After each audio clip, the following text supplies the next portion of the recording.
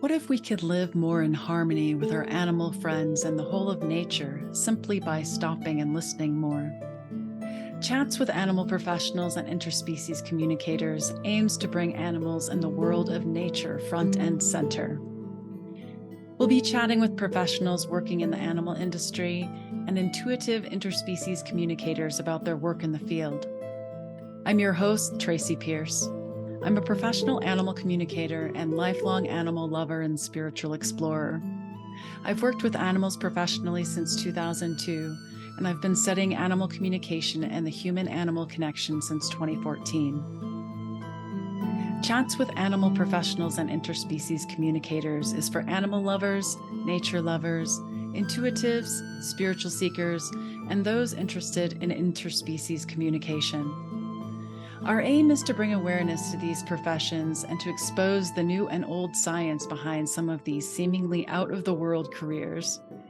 We hope to educate and tickle your mind about what is possible by discussing this work and ways we can work with our animal friends, nature friends, and the planet as a whole instead of them always being a secondary consideration. Join us now as we explore today's topic. Hello and welcome to this episode of Chats with Animal Professionals and Interspecies Communicators. Our guest today is Heather Mayo, and our topic is, how can animal communication benefit dog training? Training dogs is not just a job for Heather, it's her passion. Heather began by training horses and then started to be interested in training dogs. She was so fascinated by how dogs learn and wanted to learn more. So she enrolled in CATCH Canine Trainers Academy to learn all she could. Heather completed her training and got her CCDT, Certified Dog Trainer.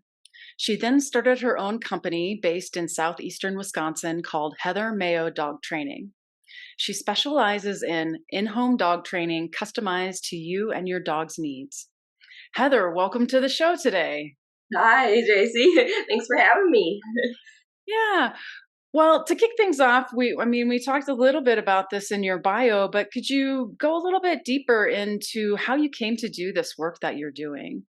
Sure, I always had a passion for training. Since I was a kid, my whole family's into, training with school or, things like that and nature. So I always had this kind of thing that I always loved to train and help people. And it's not just a like job for me, it's a passion. I really enjoy it and I really like to tell people how to help their dogs and to not get frustrated and just say, oh, my dog's just being my dog, and to actually enjoy their lives. So I tend to specialize more in a balanced kind of style dog training that's specifically for the needs of whatever people want. So if they want more positive, I do more toward positive. Negative, I do more training toward negative, and likes of that. Okay, yeah. I guess I hadn't quite heard it referred to like that before. And when you say positive versus negative, you mean more like positive reinforcement versus more of the uh, I guess I want to call it dominating kind of dog Sure, training. Is that what you sure. mean? Yeah, or a correction, in that negative side. Yes, Okay. that style. It's considered a balanced dog trainer method. So it's what's tailored specifically for you and your dog. We tend to get so caught up in, emotions, and we just kind of have to look at it and say, okay, what is the dog really trying to tell us? Not what you're thinking, it's what the dog's saying. Okay, I And then I see. tailor toward that instead of just, basic sit down come. It's more on the behavioral side and the emotion. It's for the fear, anger, frustration, all that wonderful stuff that we kind of take for granted sometimes. Yeah, yeah, and I don't know if you know this about me, but I've lived with a lot of dogs, but I've never actually trained one myself. So a lot of this is, I mean, I know a little bit about dog training, but a Sure. a lot of this is new to me as well. So it's very interesting to me to hear about the different styles and methods and things. And that's where people kind of start out with too. Like you were saying, is that they're like, oh, we went to puppy class, but yet I'm still having this behavior problem. And then I really dive deep into the emotion side of it. And that's where communication is very important, because sometimes we think they're mad at us, but really you're kind of rewarding that bad behavior because you're giving attention. Any attention, good or bad, is still attention. And they're going to keep doing what they're doing until you kind of sit back and say, wait, what am I doing? So it's not always the dog's fault. And that's where I think a lot of people go to is, he's out to get me, or he hates me, or, all those things Or he's people just a tend to jerk say. or whatever. Yeah.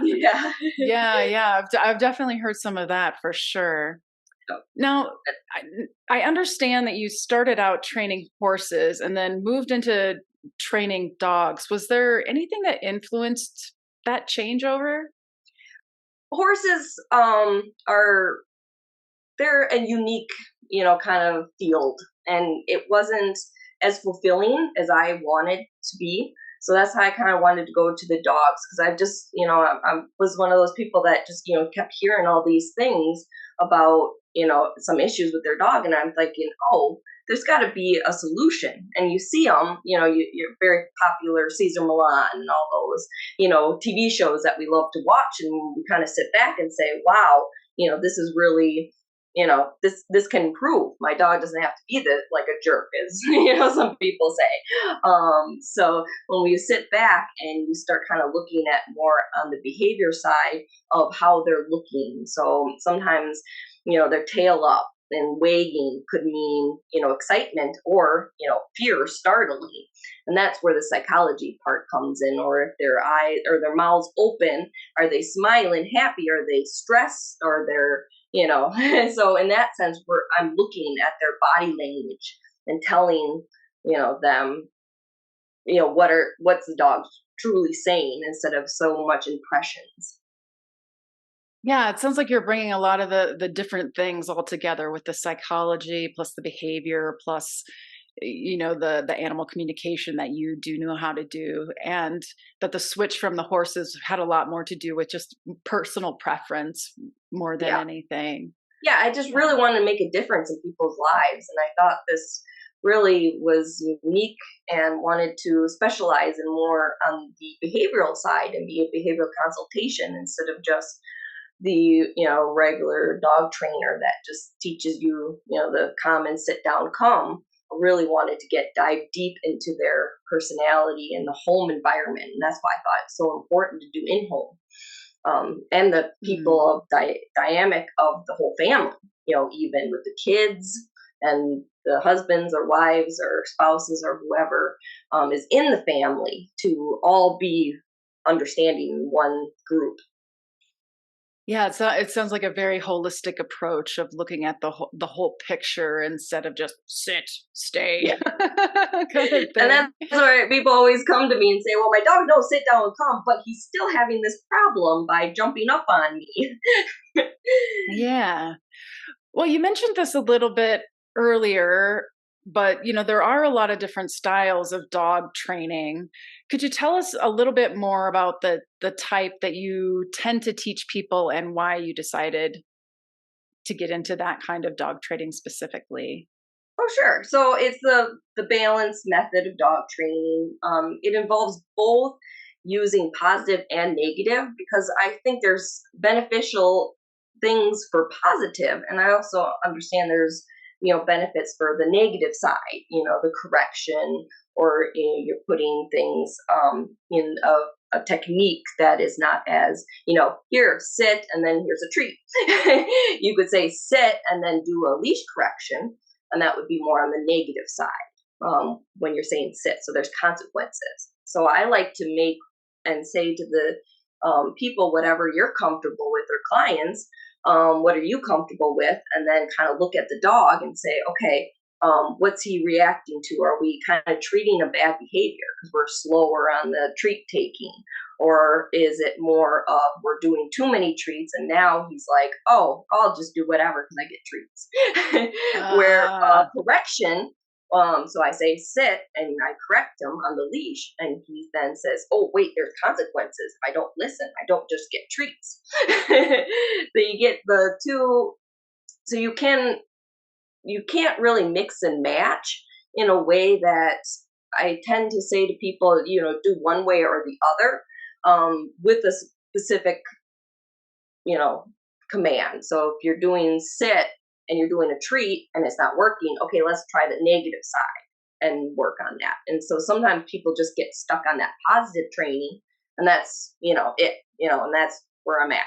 But we never advance and Mm. work on the training stages. So do I understand correctly? So it's with each one of the different commands, you pick either the positive reinforcement or the correction part. So Yeah. like Yeah. with sit, you might do the correction, but then with lie down, you might do something different. Yeah, so But you might do a luring, with the treat in hand okay. in the beginning instead of such a harsh, which is physically shoving them down to the ground, on the negative side. I like to try to do positive first, of course, because I think that's, I feel like the dog should be able to, follow, a treat. But sometimes treats doesn't work. So now what do you do? And then but then sometimes people go to the extreme, like using prong or chain. But then that can have, results that can cause more aggression or fear because you're using such a harsh technique. So that's why I don't like when people say, "Oh, I went to a negative trainer and that's all we learn," and then someone goes to a positive trainer and that's all they learn, and then they won't do anything. And that's why I like to do that balance. Yeah, that's really interesting. I guess I wasn't aware of how those two could really work together in that way. The way I grew up, we always had dogs, and my parents definitely did that correction method, the alpha dominant kind of thing. There was even one dog that my parents got like one of the electric shock collars, and just kind of it felt weird to me, that piece of it. But yeah, I guess as I've gotten older and learned more about different methods, it's just really interesting to hear how the two methods can kind of work together, like you said, to create a balance that's actually helpful for the dog. But yeah, and kind of going into that, I like to also be like, I'm training you to train your dog. So it's not just me doing the work, it's you applying it in everyday life too. And that's where, people tend to say, "Oh, I'm here for an hour and I think I'm going to, cure your dog of this, problem," where it's kind of lies with you in a way. And to having a well balanced dog, I always think there's four major groups in dog training that I feel that are important is leadership. They look to us for guidance, socialization. Sometimes we tend to be petting the unwanted behavior, so we're kind of rewarding that behavior. And then they get stuck. Mhm. Or we keep correcting, no, no, no, no, no, but we never show them what they should be doing as well.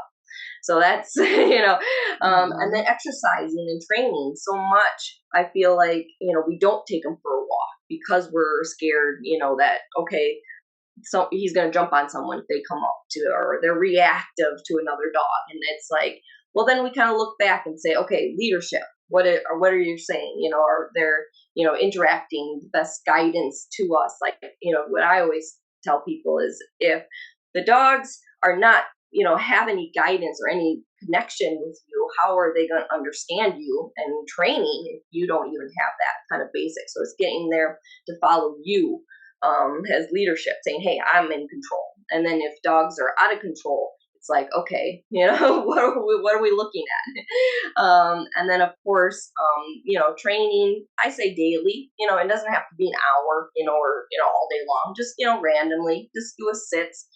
Feeding them, giving them food in the morning at a sit, makes a big difference. And then a job, of course. All dogs want to make you happy. They're part of your Mhm. life, and you sleep with them, and you love them, and you cry with them, and you do everything. And my always attitude is that I love to tell the people that I want to expect manners first, and then love them for a job well done. Is my motto. Ah. But those are Yeah, the four that's major groups that I am just like, oh my goodness, if something is awry, I look at those groups and I say, okay, what's kind of is the issue here? So, as I understand, the four groups are leadership, socialization, exercise and training, and then job, Hmm. right? Yep. Okay, cool. Yeah, that's a really interesting way of hearing it, and I also think what you said about it, it's not just training the dog; it's also training the human. I think a lot of people don't think about that. It like, oh no, it's just about training the dog. The dog should do what I say, kind Hmm. of thing. And I find the leadership piece really interesting. There's another animal communicator. I listened to an interview with her a few months ago, and one of the things she has a lot of dogs, and one of the things that she talks about a lot is how one of the themes that she sees with dogs, as far as the lessons they're trying to teach their humans, is about leadership and about the humans like really coming into their full self and being the leader of the pack. So that's just kind of reinforcing what you say there. Oh yeah, definitely. And just knowing that sometimes it's you, their emotions, just like we have emotions. But sometimes we put our emotions onto the dog, and then all of a sudden it manifests something else. So it's a behavior, usually manifests into behavior. So if we are like sometimes I walk into a household and I'm like, whoa, I'm even stepping back. Like, wow, this energy in this household is, picky, picky, picky. And then the dog's just like, what am I supposed to do? And they're looking around like, help me, and that's where the communication comes in, where then okay, let's all come together. And that's the whole goal of mine is to, tell them what the dog is trying to say. And that's where I feel like sometimes they don't just, they kind of they assume because he's jumping, he's naughty. Where I'm like, no, he's jumping because he wants to love you, or he's licking you because he wants to, say, hey, I want your attention at this time. And then if we feed into that and kind of give them, we're kind of rewarding it, and then also we don't like it. And then we wonder why. So and that's a big thing with a job. The dogs think, oh, I'm gonna, do this job for you, like by licking you or jumping up on you when you come home, instead of then redirecting their attention to do something else as a job. And that's my goal. Yeah, that's something that comes up in animal communication too a lot, about either being clear about what their job is, because sometimes dogs, they think this is their job because they've received reinforcement on it somehow or been rewarded in some way. But so it's like the human ass part of it doesn't even realize that they've sort of asked their dog to be doing this quote unquote job that they consider to be bad behaviors, or something. So There's like, well, we're yeah. playing tug of war with you on the leash, and we're trying to have them go potty, Right, but but yet you're giving attention.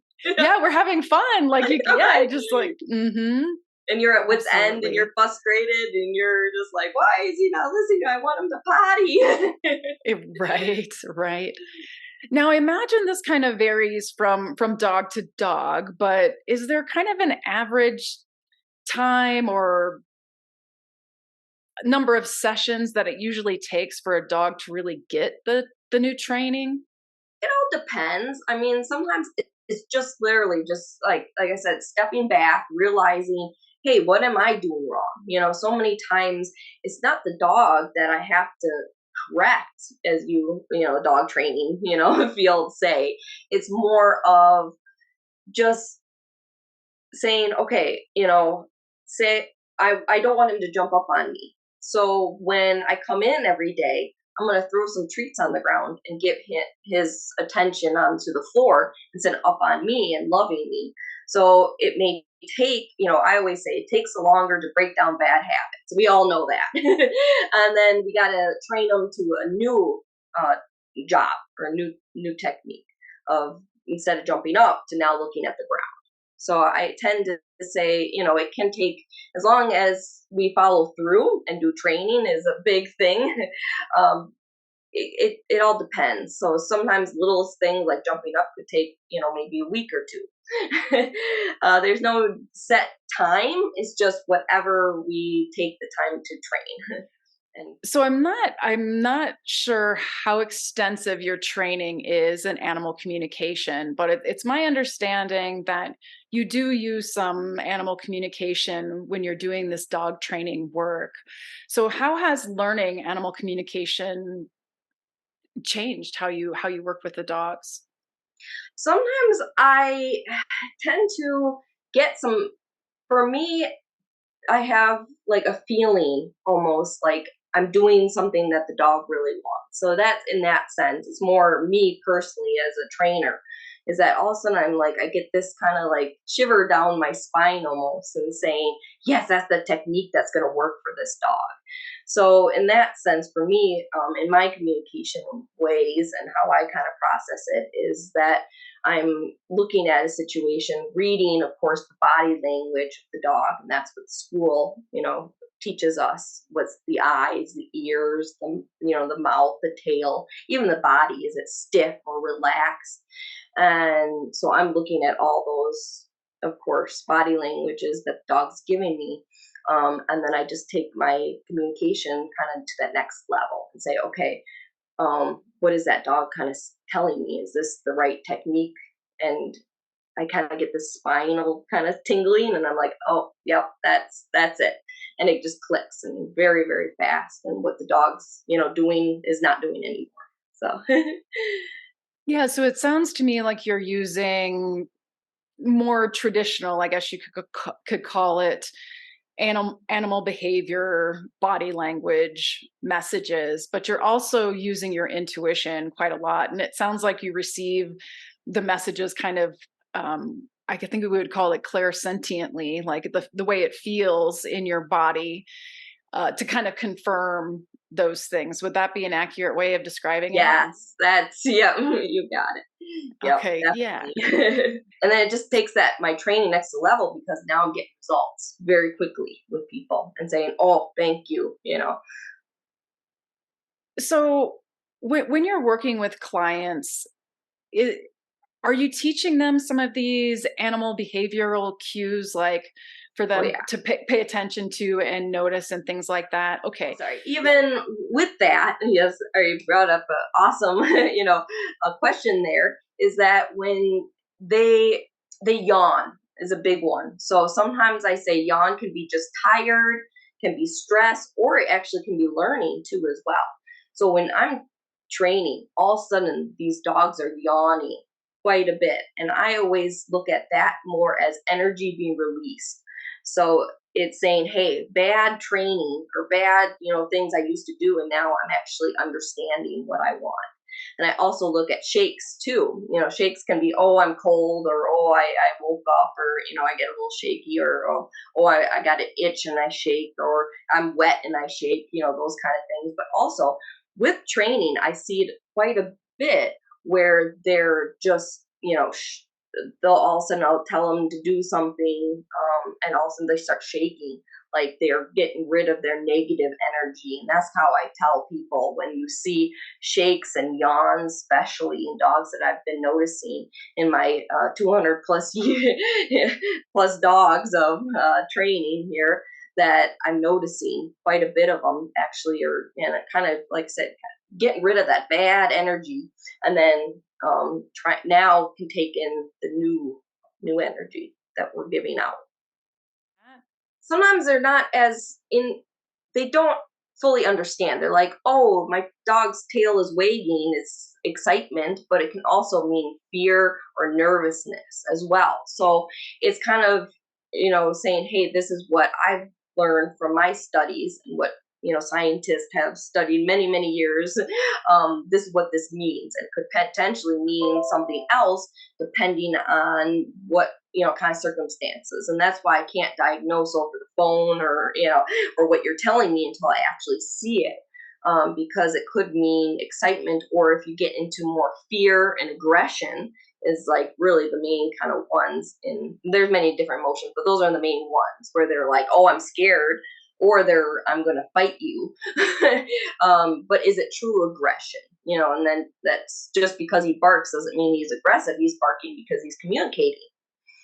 And so I tell them, and they go to that. So then they go to a different type of training. And that's the key, is the technique, is to, understanding what are the dogs saying, and then training them what they should be, training them. So if something is like a resource guarding, well, is it resource guarding, or when I'm coming to your house and looking at it saying, no, it's more of just irritation, and it just exploded in resource guarding, which is attacking, when you went and grabbed it from them. It was just more frustration. So we need to not get to that management at that point, and not get them to that point, and to retrain them to what they should be doing. I find the wagging tail thing very, very interesting because I do remember I used to be a volunteer dog walker at the animal shelter where I lived before here. And that was the first time that I had learned, they made us go through like a little class to learn about dogs before we would actually do it. And that was the first time I learned that the tail wagging could actually not be a positive, oh, happy dog thing. And I think it's my perception anyway that a lot of people really misunderstand, a dog with their tail wagging. They don't understand that it could actually mean a lot of different things. Oh yeah, and then that's where they start, okay, I'm going to try this training technique, and it's like, no, that's not even, that's not even the issue. And then they get confused, and then the dog gets frustrated because it keeps doing it. So it's like, I'm taking the guesswork out of your, there's so much information out there, and people tend to just, go, okay, I'm going to go online, and like I said, just because my dog is barking and getting all worked up at someone walking by, is it true aggression? So now I got to treat it like an aggression case, where it's like, no, it's just excited. It's happy. It's just saying, hello, hello, hello. And so you're going to treat it differently. When I'm saying treating, I'm talking about training and the techniques. And there's so many. But then all of a sudden it gets into something else. It means something else now, because we're giving it a different meaning, because we're looking at it differently, in that kind Mhm. of sense of the communication. Yeah, this has been a really fascinating conversation. It's so interesting to talk to a real dog trainer about all these things. And I have heard, previously a lot of people believe that animal communication is just about studying the behavior patterns.